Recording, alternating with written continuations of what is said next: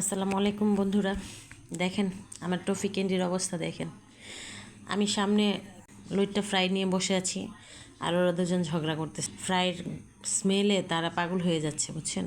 দেখেন, আজকে আপনাদের জন্য নিয়ে আসলাম লইট্টা ফ্রাই।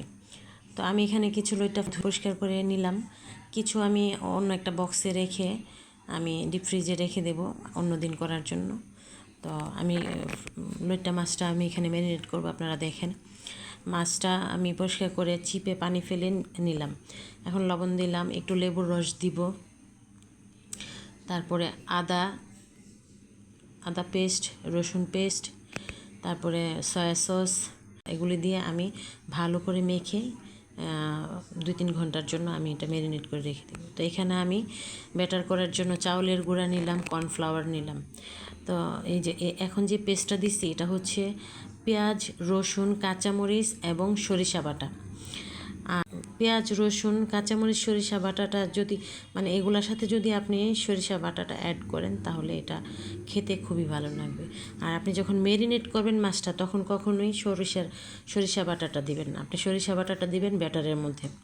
তো এরপরে আমি একটু গার্লিক পেস্ট দিলাম, দিয়ে অল্প অল্প পানি দিয়ে আমি ব্যাটারটা তৈরি করে নিচ্ছি।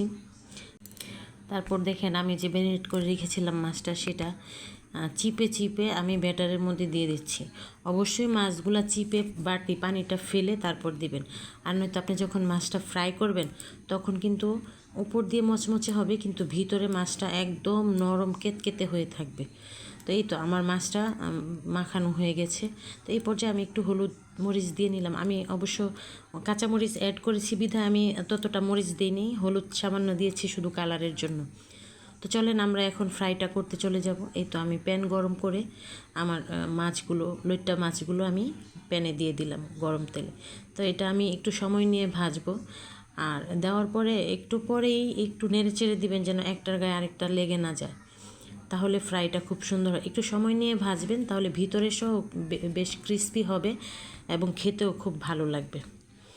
আর যারা লইট্টা খেয়েছেন জানি না আপনারা কিভাবে করেন, আমি এইভাবেই করি, আমি যতবার করেছি এইভাবেই করেছি। আমার কাছে এইভাবে করলে খেতেও ভালো লাগে, আর এভাবে আপনারা বাসায় ট্রাই করবেন। আল্লাহ হাফেজ।